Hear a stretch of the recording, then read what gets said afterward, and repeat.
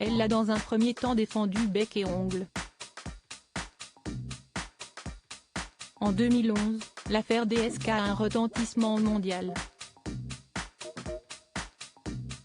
L'ancien patron du FMI est accusé d'agression sexuelle à New York, par une femme de ménage du Sofitel de Manhattan.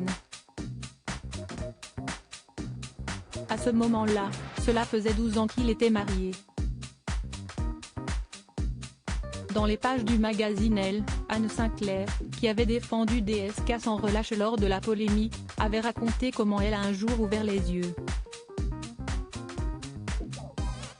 J'étais dans le déni parce que j'étais dans la confiance, a-t-elle déclaré au mensuel à l'occasion de la parution de son livre Passé composé aux éditions Grasset.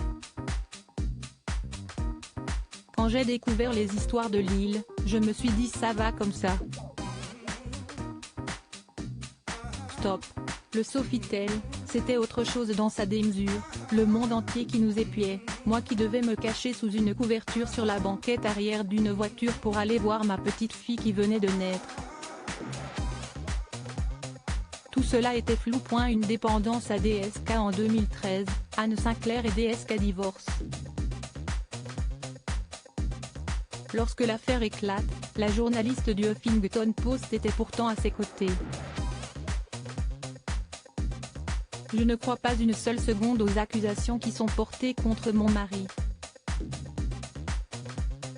Je ne doute pas que son innocence soit établie, avait déclaré Anne Sinclair dès dimanche, malgré l'humiliation, avant de rejoindre New York pour soutenir son mari.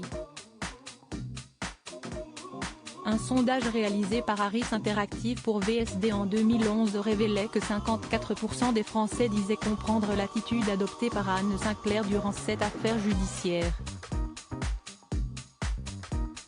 Comment Anne Sinclair explique-t-elle son attitude? Celle qui a refait sa vie avec Pierre Nora évoque sa hantise du désaccord.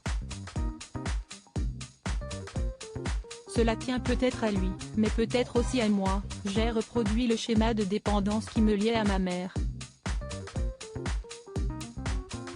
J'étais avec lui dans la hantise du désaccord et la crainte de lui déplaire.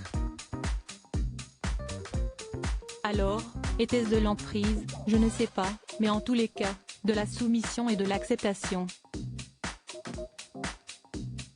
10 ans après les faits, elle brise le tabou. Loading widget.